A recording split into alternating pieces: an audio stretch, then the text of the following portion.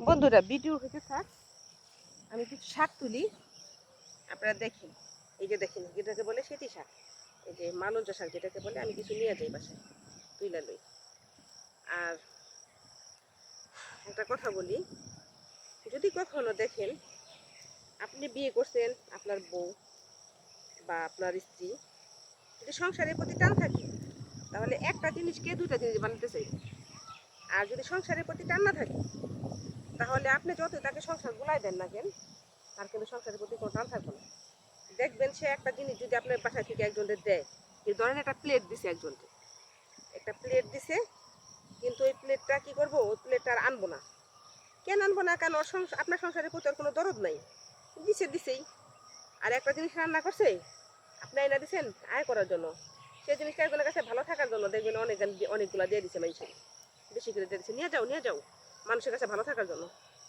আসলে কিন্তু ওইটা কিন্তু আপনার বউ না, ওটা হচ্ছে ডাইনি, ঠিক আছে? কারণ সে আপনার সংসারে কোনো দরদ মায়া মমতা কিছুই করবো না, সব সে মানুষের দিয়ে দিবে। আর যদি আপনার বউ সত্যিকারে আপনি ভালোবাসার বউ হয়ে থাকে, তাহলে আপনার সংসারের জিনিস সে কাউরে দিবে না। কেন দিবে না জানেন?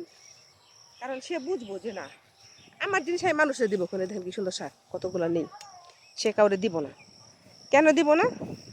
কারণ সে জানে যদি মানুষে দিয়ে দিই তাহলে তো এটা আমার লস, আমি কেন দিব? পারলে আমি 1 টাকাকে 2 টাকা বানাবো, 2 টাকাকে 4 টাকা বানাবো, সে কাউরে দিবে না। আর যদি মনে করেন লক্ষ্মী হয়, তাহলে আপনি বুঝবেন। আর অলক্ষ্মী চিনার মতলব তো বললাম। আর অলক্ষ্মীর কাছে যদি 2 টাকাও থাকে, সে 2 টাকায় অলক্ষ্মীরা কিভাবে ভাঙবো সে চিন্তা থাকে। আর যদি আপনি বউ লক্ষ্মী হয়, তাহলে সেই টাকাটাকে না ভাঙে সে চিন্তা করবো, সেই টাকাটা রেখে তার কাছে যখন আপনি বিপদে পড়বেন, সেই টাকাটা অবশ্যই আপনি রেখে দিতে পারবো, যেটা কি লক্ষ্মী বউ। আর অলক্ষ্মী বউ তো কোনোদিন আপনি সেই টাকাটা রেখে দিতে পারবো না, কারণ সে তো অলক্ষ্মী, সে তো টাকাটা ভেঙে ফেলেছে।